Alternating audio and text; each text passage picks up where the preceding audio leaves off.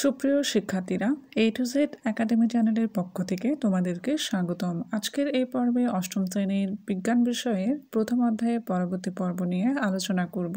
আজকে আমরা জানব একাইনোডার্মাটার বৈশিষ্ট্য। তার আগে আমরা জেনে নেই একাইনোডার্মাটা শব্দটি কিভাবে এসেছে। অ্যাকিনোস শব্দের অর্থ কাটা আর ডার্মা শব্দের অর্থ ত্বক। এই দুটো শব্দ নিয়ে এই পর্বটির নামকরণ করা হয়েছে। এই পর্বে সকল প্রাণীর সামুদ্রিক, পৃথিবীর সকল মহাসাগরে এবং সকল গভীরতায় এদের বসবাস করতে দেখা যায়। এদের স্থলে বা মিঠা পানিতে পাওয়া যায় না। এরা অধিকাংশ মুক্তজীবী হয়ে থাকে। এদের সাধারণ বৈশিষ্ট্য হলো দেহত্বক কাঁটাযুক্ত থাকে, দেহ 5টা সমান ভাগে ভাগ করা হয়ে থাকে, আর এই ভাগগুলোকেই বলা হয় পঞ্চউরীয় প্রতিসম।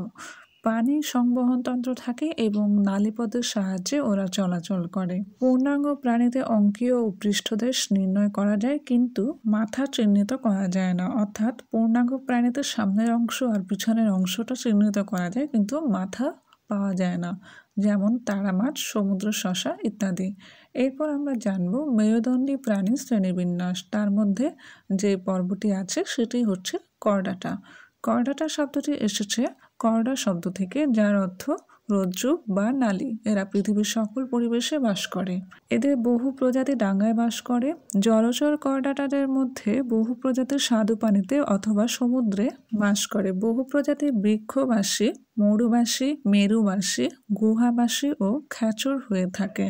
খড়াটা পর্বের বহু প্রাণী বহিঃপরজীবী হিসেবে অন্য প্রাণীর দেহে সংলগ্ন হয়ে জীবনযাপন করে। এদের বৈশিষ্ট্য হলো এই পর্বে প্রাণীর সারা জীবন অথবা ভ্রূণ অবস্থায় পৃষ্ঠীয় দেশ বরাবর অর্থাৎ পিছন দিকে নটোকর্ড থাকে। নটোকর্ড কি? নটোকর্ড হচ্ছে একটি নরম, নমনীয়, দণ্ডাকার, দৃঢ় ও অখণ্ডায়িত অঙ্গ। পৃষ্ঠদেশে একক ফাঁপা স্নায়ুরজ্জু থাকে। স্নায়ুরজ্জু মেরুদণ্ডের ভেতরে থাকে। এটি একটি তরল অংশের মতো। সারা জীবন অথবা জীবনচক্রে কোনো এক পর্যায়ে পার্শ্বীয় গলবিলীয় ফুলকা ছিদ্র থাকে, যেমন মানুষ, কোনো ব্যাঙ, রুই মাছ এই পর্বের অন্তর্গত। কর্ডাটা পর্বকে আবার 3টা উপপর্বে ভাগ করা হয়। একটি হচ্ছে ইউরোকর্ডাটা, 2 সেফালোকর্ডাটা, 3 ভার্টিব্রাটা। এখন আমরা ইউরোকর্ডাটার পর্বের বৈশিষ্ট্য জানবো।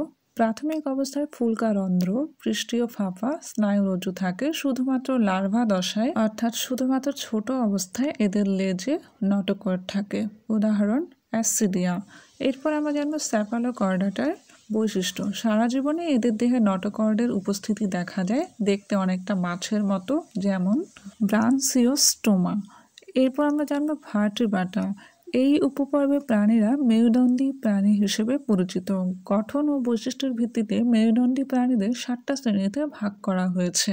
আমরা এই 7টি শ্রেণী সম্পর্কে পরবর্তী পর্বে জেনে নেব। এখন এইসব থেকে কি কি প্রশ্ন হতে পারে সেগুলো আমরা জেনে নেই।